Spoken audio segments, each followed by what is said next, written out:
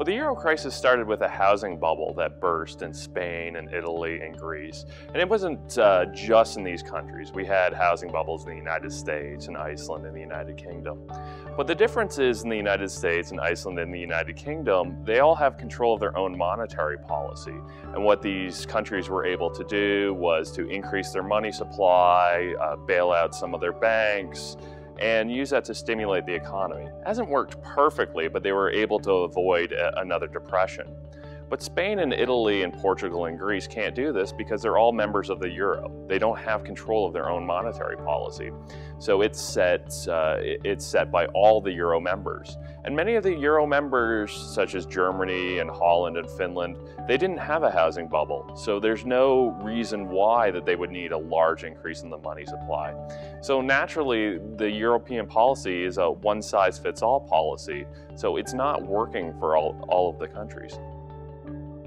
Well, it's really had a domino effect across the global economy. So now that the European economy is shrinking and in a recession, they're ordering less goods from places such as China and India.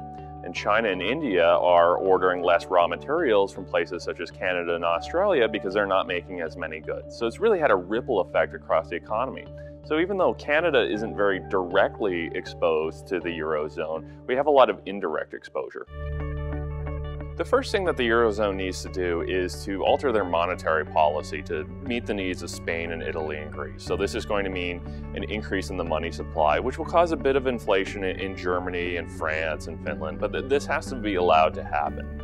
But in the longer run, there's more structural problems. The first thing that Europe needs is a banking union to ensure that if a crisis happens in Spain, that money doesn't flow out of Spanish banks and into German banks and Swiss banks, that basically there's deposit insurance that covers the entire euro area.